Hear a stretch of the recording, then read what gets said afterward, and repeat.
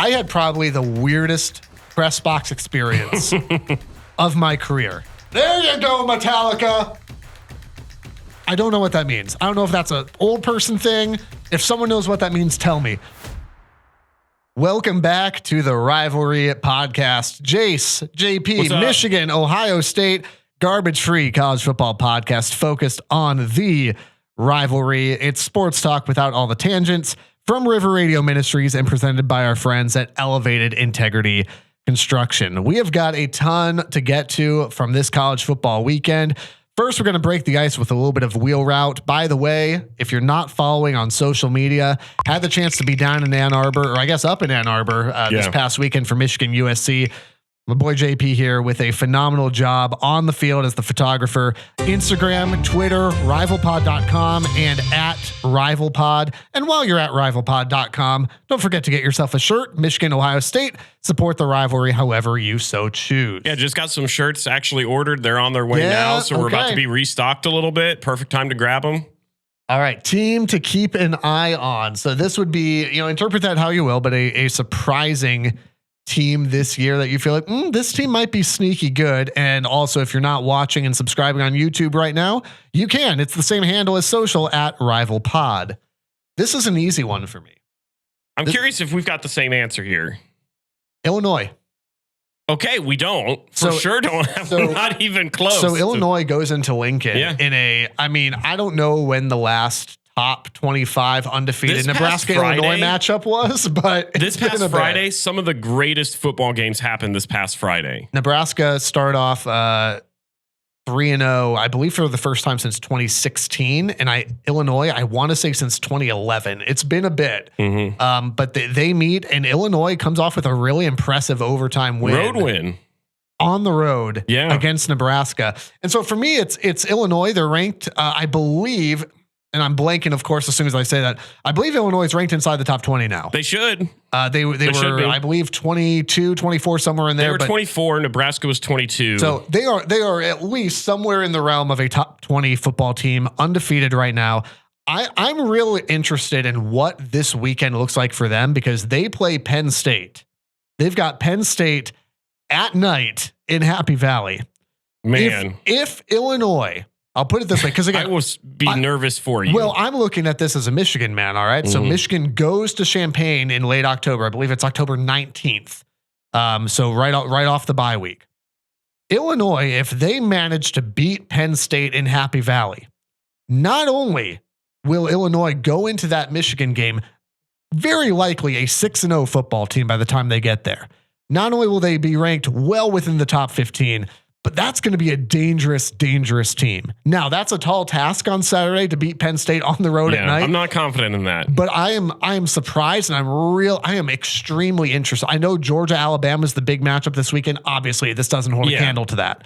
But I am also going to be very, very interested to just kind of split screen there. And, the question, what's in the quad box? Illinois, Penn State's going to be one of the first two in there. Saturday night is going to just be, my whole entire house is going to be just illuminated with TV screens. Well, because you guys play a night game on top of that. 7 o'clock at Michigan State. You've got the Illinois, Penn State game. You obviously have Georgia, Alabama, all around that 7 o'clock-ish range. So, I have plans Saturday night, if you didn't know. It is going to be sitting my butt on a couch. What's your surprising team? Miami. I know that's not... I don't think people expected the turnaround like they kind of happened, but I was looking at their schedule. Obviously, Cam Ward has had just a phenomenal season so far. Got to be in the lead for one of the Heisman finalists at this point, but their schedule is super favorable. So I was checking this out. I mean, at the beginning of the season, you would have looked at that and said, well, they play Florida State, who is a top 10 team.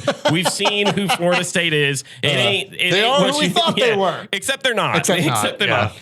The only team that they have left on their schedule that is currently ranked is Louisville, who I just don't believe is better than Miami.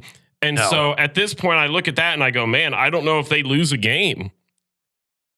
You could be looking at an undefeated Miami team. Yeah. Here's what will be interesting too is that, if trends continue, Miami will obviously have to play in an ACC championship game.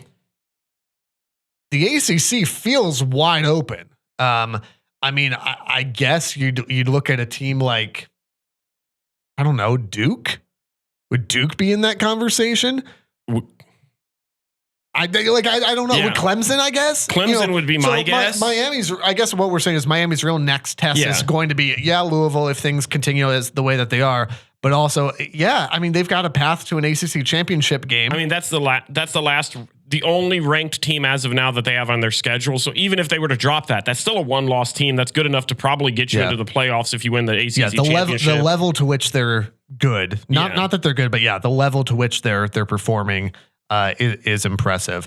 All right, so let's talk. We mentioned being at Michigan for Michigan and USC again on social at RivalPod. You got some phenomenal stuff. You got Donovan Edwards coming right into the living room. I mean, you just position yourself really, really well. The entire time that he broke loose on that run, in my head, I'm going, okay, keep the camera steady. And also, Donovan, if you could turn a little bit to the right, that would be great. And he heard me. Just a hair. And he heard me, and he did. He ran directly in front of me. My father-in-law was messaging me, asking me if he could, where I was at in the stadium so he could kind of keep an eye.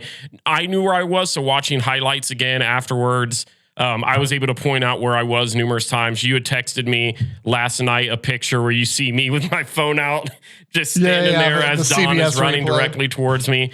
So I will say Michigan's stadium, going to the big house, just the accommodations they give for photographers and videographers. I've never been in the press box. I'm always on field when we go there. And the whole experience is just a football fan. It's just phenomenal. I mean, you get basically free range wherever you want to go to be able to grab some shots. People are super friendly. They all think that I'm a Michigan fan. So like towards the end of the game when everything's going on, people are trying to high five me. I'm like, sorry, bro, got to take some pictures. Taking pictures can't high five you right That's now. My bad. And all that. I love that for you. I hated it very much so. But it is very great. I love being able to go to the big house and shoot games because it's just, you're able to grab such cool stuff while you're there. So I don't remember if it was after the Donovan touchdown or near the end of the game, but I just got a text that just said, I hate it here. And that just made me happy. It really did. Michigan-USC is a fascinating game to try to analyze because it is a tale of two halves. Yeah. I mean, there's 100 different angles you could take on this, but like, I want to start there's a lot that you learned about both teams. For sure. And so like, let's start with just a tale of two halves here because Michigan absolutely dominated USC for the first two quarters of that football game. Yeah. It was like, it wasn't close. USC didn't even realize there was a football game. I mean, the offense looked non-existent. The defense was fine, but here's what Michigan did really well, and this extended beyond. It was primarily the first half, yes, but then you saw this obviously on the very last drive. Is Michigan's philosophy is going to be that Sherrone Moore smash, smash, smash. That's the philosophy, and when you have a quarterback like Alex Orji, that's what it's going to be. This is going to be a run-heavy team. Michigan is a service academy now. This is what they do. Just so pumped for you guys. 32 yards is the lowest passing total Michigan has had in nearly 40 years, and they won. But the reason I mention that is Michigan's offense just continued to pound and pound and pound, and then when you could look at it and say, well, you just had three. You could take the Ohio State run and be like, well, it's just 3 or 4 plays that beat us.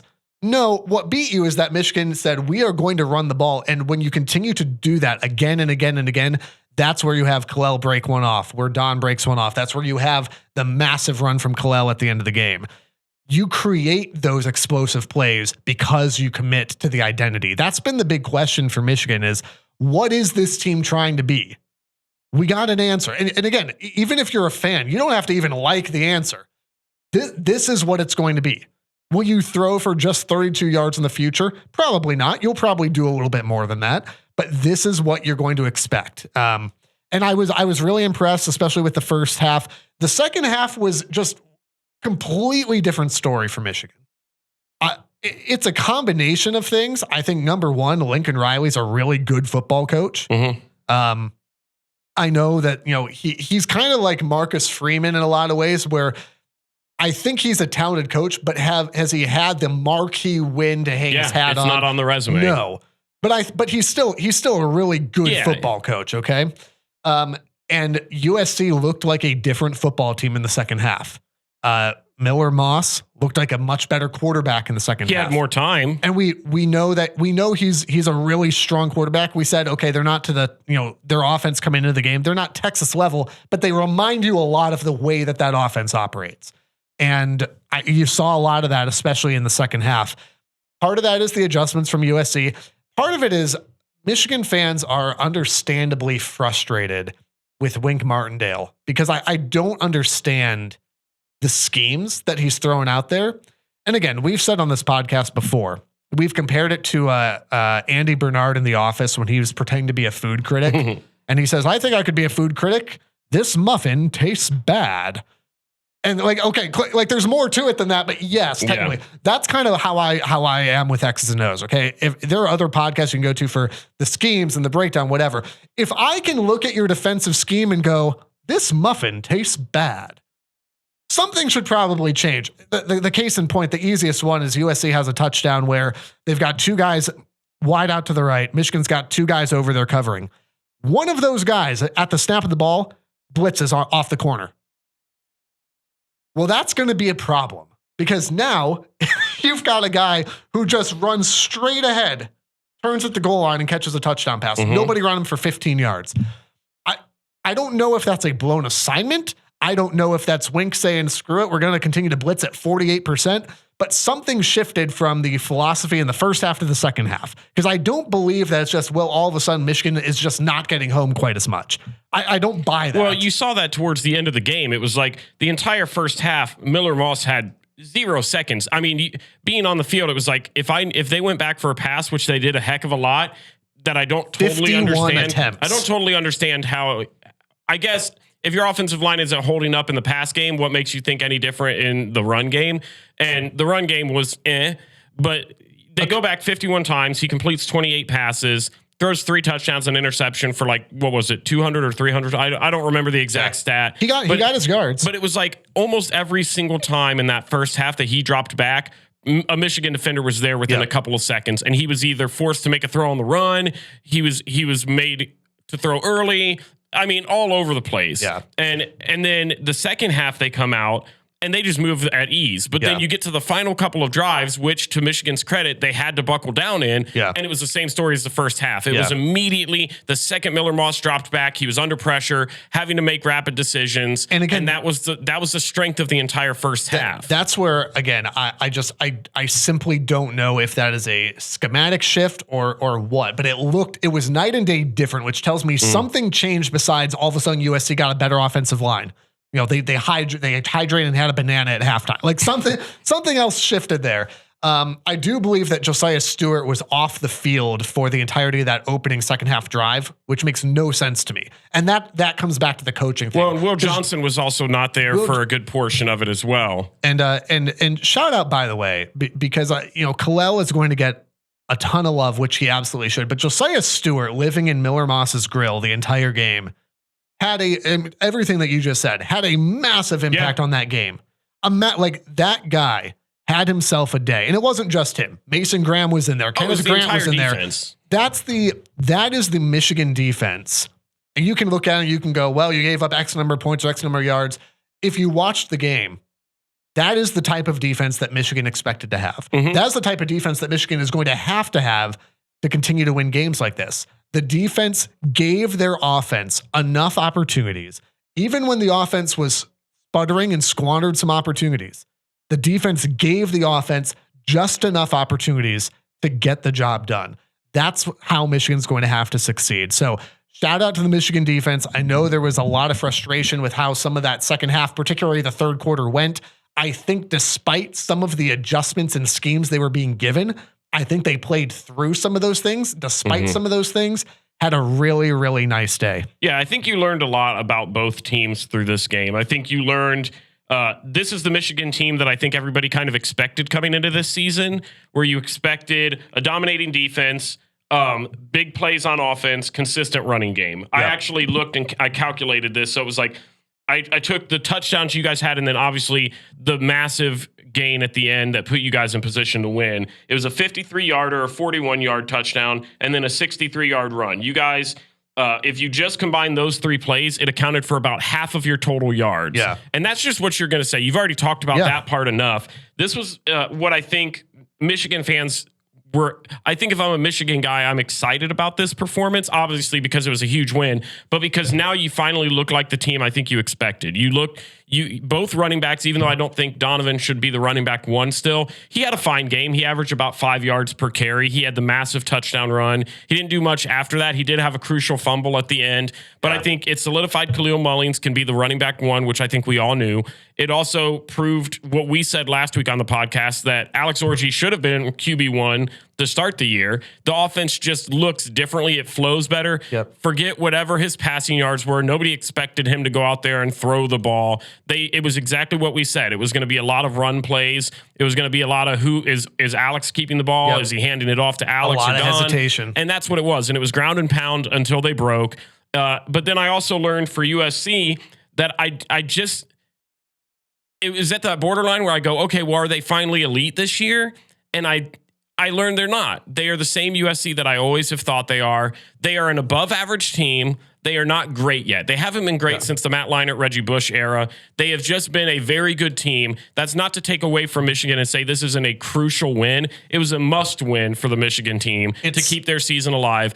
I don't think USC is there yet. And I think part of it is Big Ten football. I think they came in kind of expecting that, well, we're USC, we're favorites, we've seen what we've seen from Michigan this season. We're not intimidated. And to Michigan be fair, showed them they played a good LSU team. Yeah. And I held them to 110, 120 on the ground. Mm-hmm. Michigan blew that out of the water. So I mean, they had a reason. Their confidence was there for a reason. Their defense is much improved, but the defense was not able to do enough when Michigan, as a pretty one-dimensional offense, at least in this game plan, is still able to run the ball like that and win when you know what's coming. You're right. It's a big win for Michigan, and it shows you a lot about what USC is going to be moving forward. Yeah, and it was a nice welcome to the Big Ten. I think USC kind of expected they were going to come in, and I don't think they're used to playing the brand of football that Big Ten schools are used to playing, and that was a good wake-up call. I think it'll be a good wake-up call for them in the future of, okay, well, the team we're building isn't built for the new conference we're in. We've got to get bigger, we've got to get stronger, and still got to keep – they had plenty of speed. That wasn't the issue at all. But, man, that offensive line was just getting torched over. I mean, everybody in the stands knew it. If Miller Moss was dropping back to pass, somebody in a blue uniform was going to be there pretty darn quick, and he was going to have to get it out quick, which I think was a good second-half adjustment for them. I think in the first half, they tried a lot more deep passes, a lot more shots, not necessarily like Hail Mary level shots. But he got the ball out quicker. They were doing longer routes. In the second half, they didn't. They were doing a bunch of dinking around, and they found out. Yeah. And the other thing with Michigan, too, because I don't want to put the entirety of, why did the second half struggle on a defense that I thought played very, very well, even despite, again, some of the things I suggested, is, the offense had a really rough go of it in the second half. Mm-hmm. I want to say, I was looking at the stats recap before this episode. I want to say that they had 4 punts, the fumble from Don, and then the final drive. They had, I want to say it was mid fourth quarter. Don't quote me on that. They had like 12 yards of offense. No, it was about 12. And that's the piece where if you're Michigan, it's that beautiful thing where when you win a football game, it's a lot easier to look back and go, okay, what happened here? Mm-hmm. Can we adjust that? You would much rather see that on the other side of a big win than going, well, that's another loss. And, what does our season look like moving forward? Yeah. Okay. I wrote down 4 punts and a fumble before that second half drive. And the offense before that drive only had the ball for somewhere in the realm of 7.5 minutes. Mm-hmm. So USC had the football a ton. And that's where the offense is going to have to, as much as the defense is giving them opportunities, you've got to be able to, one, generate some momentum. You've got to be able to flip the field, which shout out Tommy Doman, actually had a very nice game. He's been a little bit lackluster to start the year. Believe pinned USC inside the 15 3 times at least, if not 4. I mean, just that stuff in the first half, USC's starting position was like Miller Moss was in his own end zone more times than he wasn't. And then the obvious, I mean, and we don't even, it's at the point where you don't even almost have to say it, but just Kalel Mullings was a phenomenal performance. If he's not on that team, I am not confident in your guys' ability to drive, what was it, 80 or 90 yards or something that last drive? No chance. One of the things that I think was helpful, and then I'll flip to Minnesota here, is after the game, Sherrone had said, quote, Kalel obviously showed that he should be the number one guy. Good. Now, he's listening to the podcast finally. Thank you, Sherrone. We appreciate that. You know, and he, in the context of the greater quote, you know, he's talking about how the importance of having Donovan on the team, the importance of both guys getting a ton of carries. So, like, don't just take that as him going, hey, we're making a major change. But I think the fact that he is saying something like even approaching that idea of, hey, we may need to feature him a little heavier. I mean, it's glaringly obvious. My guy. Have you watched any of your games this year? And again, it feels like every week you're dogging on Donovan Edwards, and it's like, well, he had the big touch. He did. But what else did he do? Yeah, outside, if you took that away, he had nothing. And a costly fumble. A fumble that very easily could have cost Michigan that football game. So, but shout out to Kalel, and I'll say this as well. Sherrone Moore, you know, we've talked on this podcast for years now about the aggression that Michigan's coaches have had in big games versus Ryan Day kind of turtling in his shell a little bit. This was really early on, and I know USC fans are going to hate this because it was like, well, the play clock ran out, blah, blah, blah. Sure.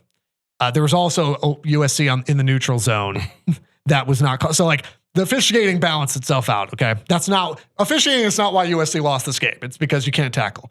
But Sherrone, truest thing you've ever said. This was maybe even the opening drive. I can't recall at this point, but Michigan had it 4th and 1 on their own 35 in the first 4 or 5 minutes of this game. 4th and 1 on the 35 with a very one-dimensional offense.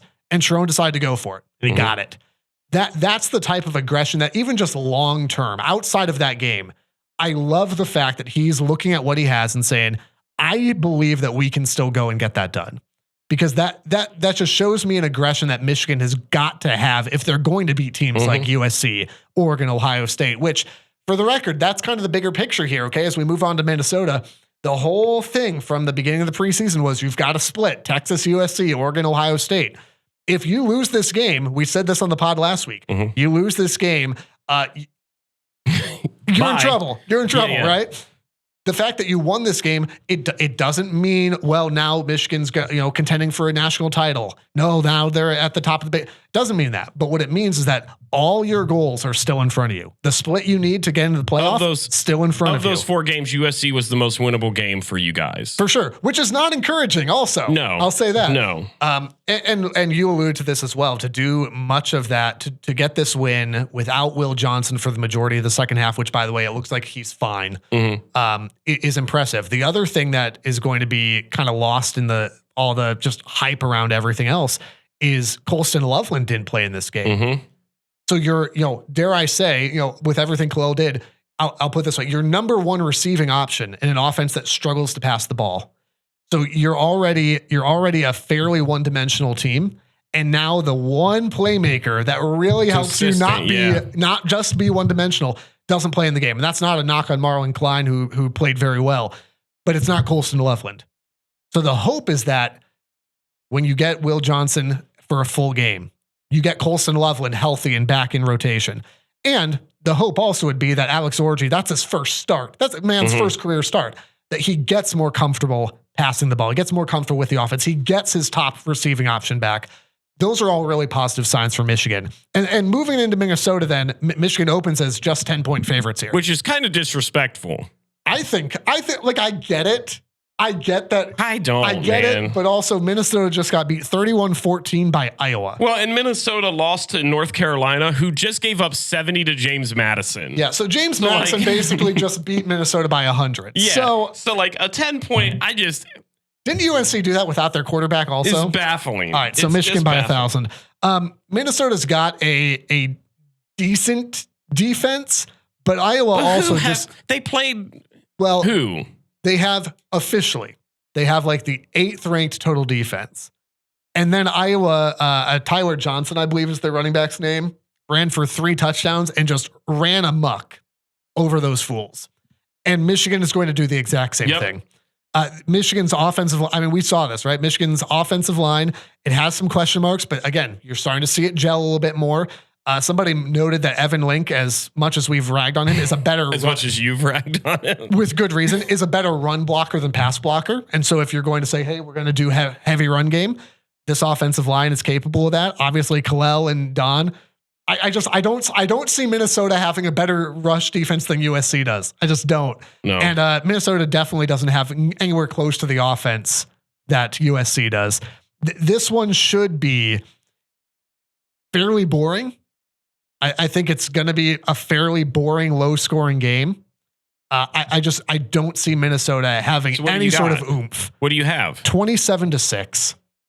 We are weirdly close on our predictions. Well, I mean, Michigan, listen, all year though. Michigan's not going to score 40 plus. No, but they're also going to give up next to nothing to Minnesota. Yeah, I just don't see it for all the same reasons you just listed. I mean, I think it's going to be another. It's going to look like last week's game as far as how Michigan performs. I think the defense is going to be dominating again. I think they finally kind of got themselves into a rhythm. You're going to see a lot of running that they're not going to need to throw the ball. You may see them take a couple more shots. Yeah, though. I mean, sure, but it's going to be a Kalel Mullings, Donovan Edwards show again. I've got final score 31 Michigan, 7 Minnesota. Yeah. I think they get a touchdown. And that's it. But it'll be one of those games where Michigan's clearly in control. They're not really ever in a threat to lose. Yeah. Well, and again, if you're Michigan, if the question has been, what's the identity of this team? It's clear what the identity is. Now, identity also doesn't mean you just accept and say, well, we're just one dimensional. No. When you got Loveland out there, you've got to still take your shots. What they did well is they didn't let Alex put the ball into harm's way. They acknowledged his skill set and said, hey, everybody in the world knows this is the thing. Like, this is not the strongest part of your game. We're going to have to do it, but we've got to do it in safe ways. And without our top receiving option there, we're probably going to be a little bit more cautious with it. And you'll see him throw a little bit more, especially if Loveland comes back this week. Which, by the way, we're recording this like an hour before Sherrone's press conference, which is always delightful because we'll say stuff and then Sherrone goes, yeah, that's not it at all. I listened to what the rival pod said. Forget those guys. I'm doing this. Yeah, Michigan over Minnesota is a pretty easy pick for me. Hey, we want to say thanks to our friends at Elevated Integrity Construction. I originally wrote this ad read for Clemson and then for Florida State. This week, maybe you feel like Jonathan Smith and Michigan State. Thank you. You know what you're doing isn't working and you need to transfer in some help. Not Aidan Chiles, but other transfer in some help. Our friends at Elevated Integrity Construction are the portal to a successful project. Our friend Aaron and his team, they've been doing this a long time. They'll communicate openly. Honestly, you will be wowed at the finished product. If you've got a home, church, or business build, go with the folks with integrity in their name, elevatedintegrity.com. We're also really proud this year to be part of the Varsity Network. Shout out to them. Varsity Network, powered by Learfield, a must-have for every college football fan. You can enjoy live college football games and podcasts just like this one. Search for your school or the Rivalry podcast and find tailored content. Free to download in the App Store and Google Play Store. Just search for the podcast in the Varsity Network app. And then finally, we mentioned this already, but be sure to go to rivalpod.com. Get yourself a t-shirt. We got ones for both sides of the rivalry. Yeah, JP mentioned we just got stickers are available there. We just got a new batch order in, so get yours ordered before they sell out again. You can also pre-order once those are gone, but just know it's going to take a little bit of time, so don't wait on it. Riflepod.com. We've got blogs, articles, photo gallery, social links, all that good stuff there as well. Ohio State and Marshall this past weekend. What was a fairly enjoyable first half. Ish for me. Not really. Ohio State wins by a ton. Yeah, I mean, final score is 49-14. Marshall and we were on our way to Ann Arbor at this time, so we were trying to listen to this game through the loudest static we could ever hear because we were almost to Ann Arbor. Radio. Yeah, we were almost to Ann Arbor by that point. And I think you told me while we were driving, Marshall had about 200 yards. This game, ESPN cared about so little that when I was trying to do some more research, because I didn't obviously get to watch the game, and so as I was trying to go back and watch highlights and look at box scores and everything like that, and I pulled up ESPN to kind of look at the box score, look at each individual drive, see what happened, where they were giving up stuff, all that kind of stuff. ESPN just didn't care to put that stuff up there. And so it was insane. I don't know the actual factual about this part. They had about 200 yards of offense half. at the half, but they only finished with 264. So the Buckeyes figured some things. They figured some things out. A shout out, by the way, to one of the best football names I've heard in a while. Stone Earl, which just sounds like a man that is I love his that. NIL deal is Tudor's biscuit world. Stone Earl. Ohio State rushed for 280 yards. Judkins 14 carries, $173, 2 touchdowns. Henderson only 6 carries, but he had 76 yards, 2 touchdowns, a 40-something yard run. Some nasty stiff arms from both of those guys. Will Howard played well, 16 of 20, 275, 2 touchdowns. He did have an interception that was a deep shot to Jeremiah Smith that was one of those screw it, he's down there somewhere type throws. It's the type of plays you can make against Marshall. You can do that. They had 569 yards of offense. I mean, it is what it is. You'd love to see a little bit more focus at the beginning. Because I wrote this down. You can give up an early score. They went down 7-0 to Marshall off the first drive. You can go down on an early score to a team like Marshall and still feel confident in your team's ability to come back and dominate. But that's something that I look for against like an Oregon, a Penn State. You've got to be the team that's able to come out and hit and throw the first punch. So I don't want to sound overly critical because look at the final score, look at the yards of offense, look at what they did in the second half. But I think that's where you see the difference between teams like Marshall and Ohio State is, the second half, they only allowed 60-something yards because of the depth. Ohio State's got crazy depth while Marshall's still playing their guys, and they're worn out by that point. Well, and you also, if you're Marshall, you've also got to adjust your philosophy where from what we could gather, it sounded like it was just a lot of mobile quarterback and a lot of running. Mm-hmm. And so when you're down 35-14, you can't operate that way. You're gassed. And so I think I'm not trying to be overly critical because a win is a win and it was a dominant performance all around. But I do look at that and I go, well, if I'm going to be nitpicky on something, I'm going to be nitpicky a little bit on the focus at the beginning of the game because that's stuff that I would like to see. You're bringing back seniors. You're bringing back guys that are supposed to have a chip on their shoulder. And I just don't like seeing that. Not that I need you to go out there and pitch a shutout every single game and slam them into the ground and whatever. Starting slow has been kryptonite for Ohio State for years. I'm just over it at this point. You're too talented. You won 49-14, but it's one of those where I look at it and I go, yeah, but should we have let them score 14? No, I just don't. I don't care. Maybe it sounds a little bit spoiled, and it probably is, but no, Marshall should not be scoring 14 points against what I would consider an elite defense. Marshall is not an elite offense. They have the one wide receiver, I think his name's like Fitzpatrick, that he had another phenomenal catch this past Saturday. He had a one-handed grab last week that was crazy. But they are not a team that should be putting up 14 points on the road at Ohio State.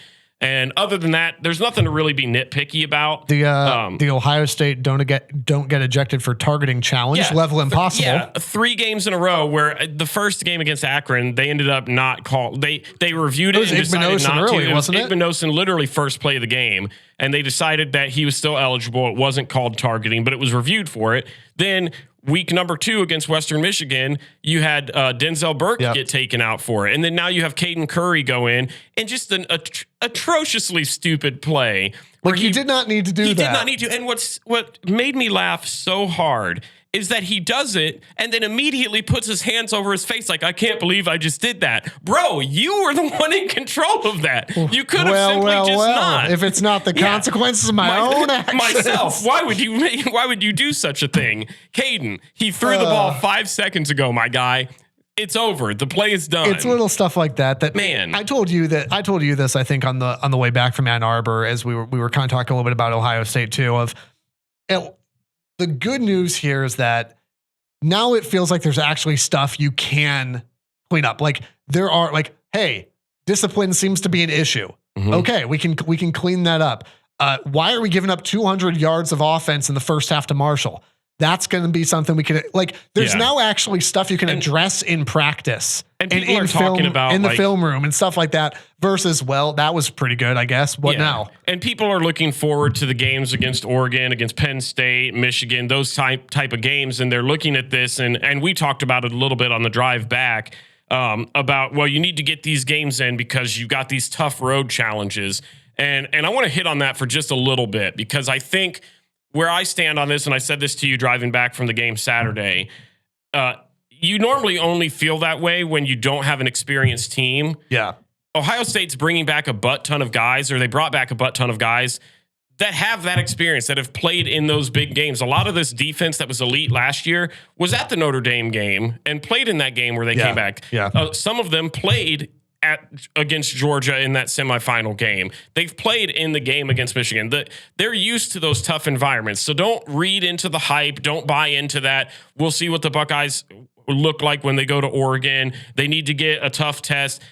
This Buckeye team is an experienced squad that should be. I'm not saying that this won't happen where they come out flat, but I'm feeling confident that you're bringing these experienced guys back for that reason, because they're experienced. So don't read into this game too much if you're a Buckeye fan. It was a dominant victory. They cleaned it up in the second half. You've got a chance to go out there under the lights at East Lansing, and while Michigan State isn't a phenomenal team, they're still 3-1. It's still a test. Here's the thing with Michigan State.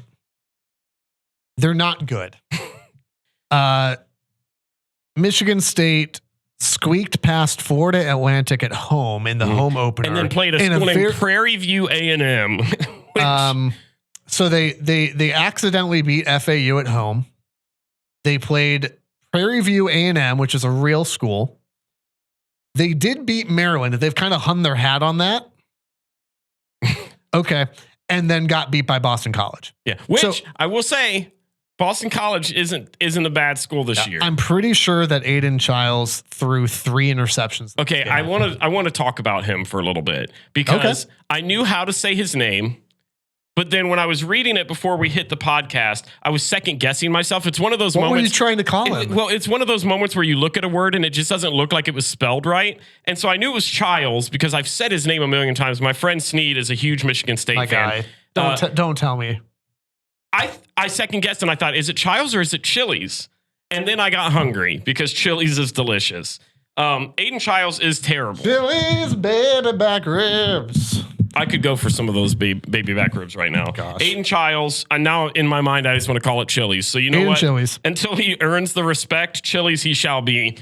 He's thrown 7 interceptions in 4 games. 3 of his last 4 games, he's had multiple picks. And again, by the way, remember the schedule we just told you. The only game that he didn't was against, you guessed it, Prairie View A&M, where he did not have an interception. This is not a good football team. After they beat Maryland, it was either right after Maryland or after Prairie View. It may have been after Maryland because Michigan had gotten beat by Texas.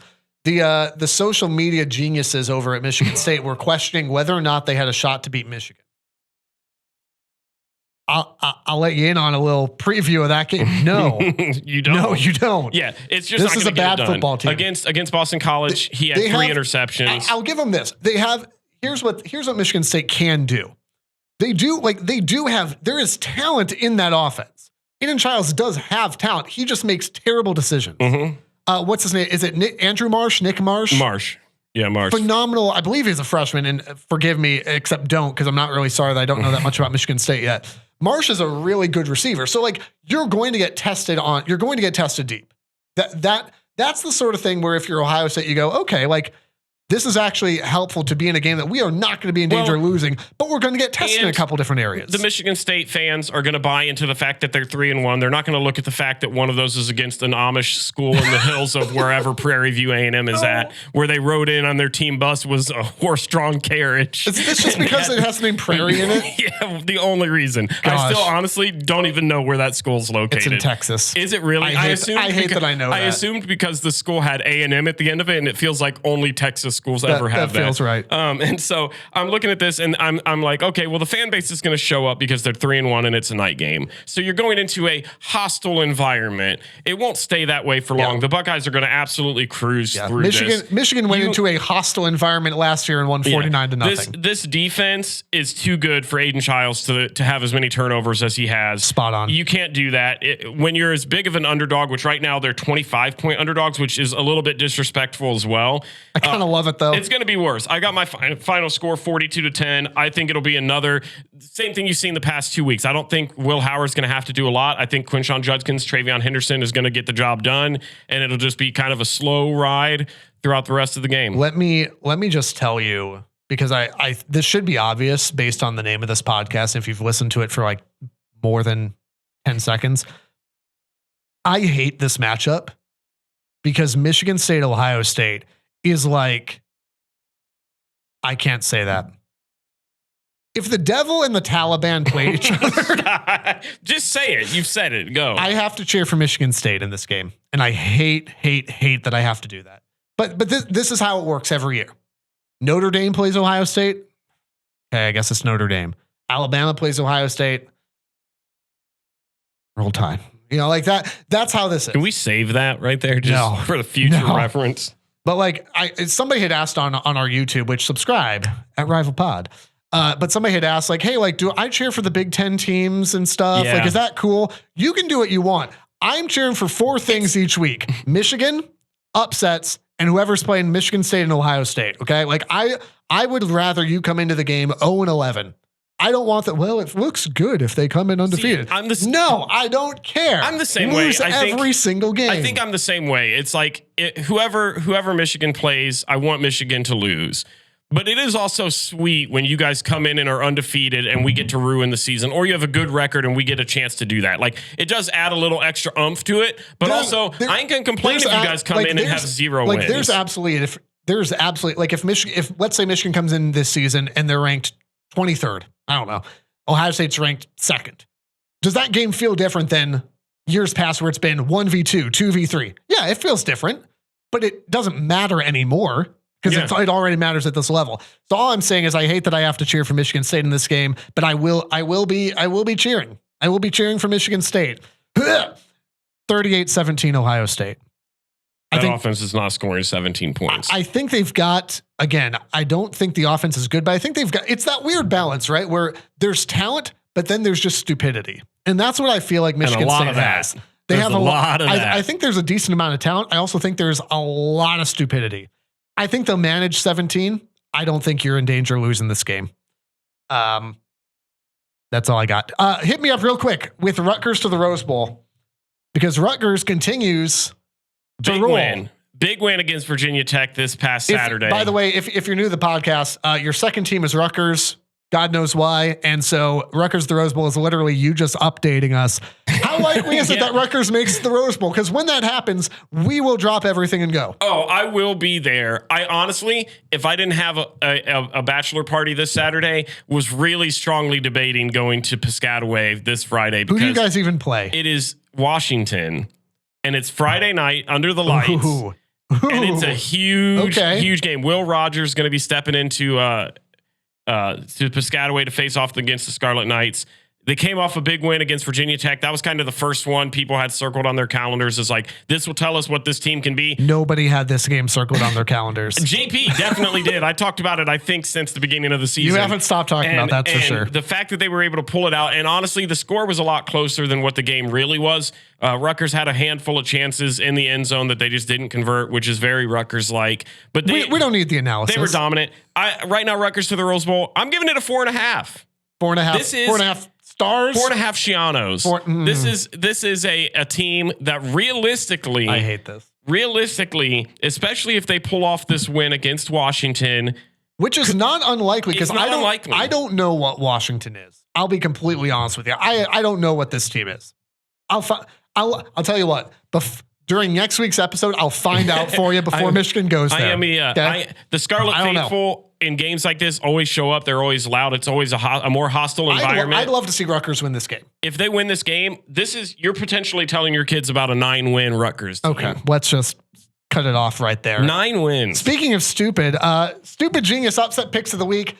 Your boy finally got one. So dumb. So dumb. Again, stupid genius. It's got to be at least a 5-point underdog that we pick. If you get the upset pick correct, you get whatever that underdog spread was added to your point total. We keep track. I took BYU over Kansas State. They were 7.5-point dogs. Not only did they cover that, they blew them out of the water. Yeah, what was the final? Because that was a late game. I want to say 31-9, but don't quote me on that. Okay. But yeah, BYU puts me up 7.5-0 over you. So really, really quick side note about BYU, because this week they play Baylor and are somehow underdogs now.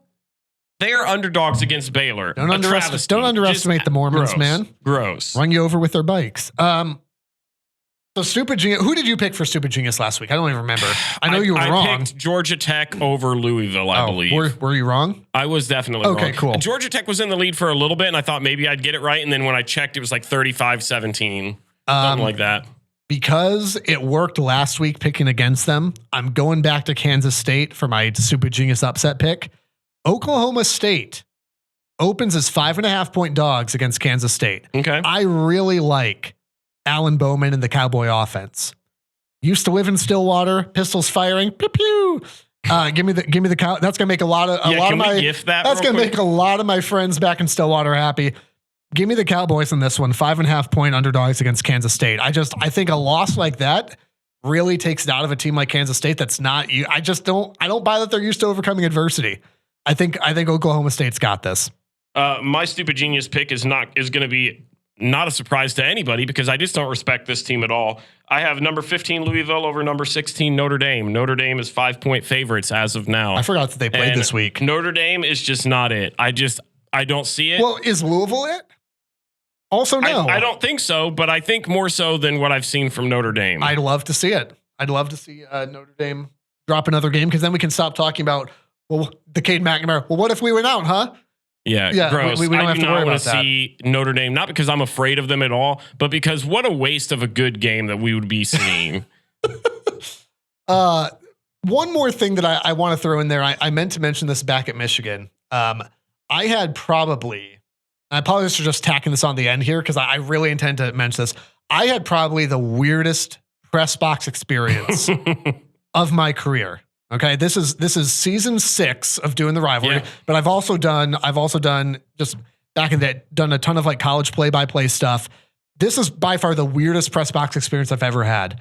So one of the big things that is emphasized at every school is we've talked about this on the pod. This is a working press box. There's no cheering.